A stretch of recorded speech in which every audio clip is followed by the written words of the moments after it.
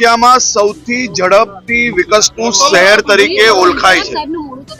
આ શહેરમાં રોજ બેરોજ વધતી વસ્તીના કારણે રેલવે સ્ટેશન પર અવર જવર એ ખૂબ મોટી સંખ્યામાં વધી હોય ત્યારે રેલવે સ્ટેશન પર ખૂબ ટ્રાફિક જામ થતું હોય અને એવા સમયે આના ટેકનિકલ રસ્તા કઈ રીતે નિકાલવા તે માટે મહાનગરપાલિકા, સુરત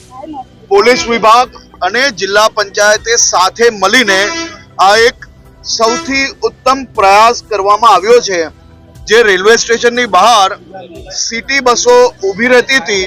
તેના કારણે ત્યાં જે ટ્રાફિક જે વધતું હતું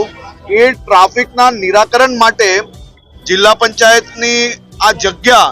જે આશરે 4500-5000 વાર જગ્યામાં હાલમાં આ નવું સિટી બસ ટર્મિનલ બનાવવામાં આવ્યું છે, જેના માધ્યમથી રેલવે સ્ટેશનની બહાર આપે જે રોડ જોયો છે, જે રોડ પર ખૂબ ટ્રાફિક થતું હતું એ બધી જ બસો અહીંયા ટ્રાન્સફર કરવામાં આવી છે, એટલે રોડ હવેથી ખુલ્લો થશે અને બીજું બી ત્યાં અનેક ટેકનિકલ કામો ચાલી રહ્યા છે।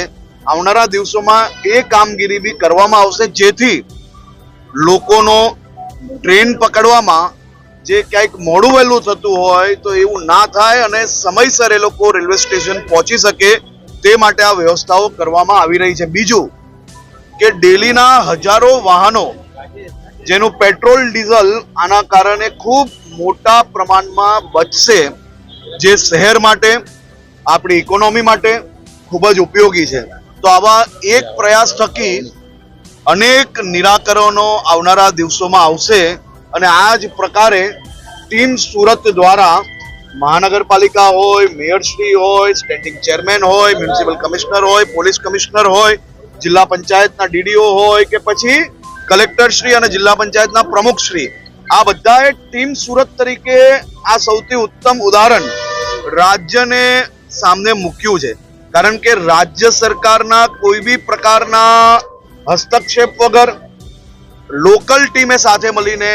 આ એક ઉત્તમ ઉદાહરણ રાજ્યમાં પેશ કર્યું છે। તે બદલ આખી ટીમ સુરતને હું ખૂબ ખૂબ અભિનંદન આપું છું।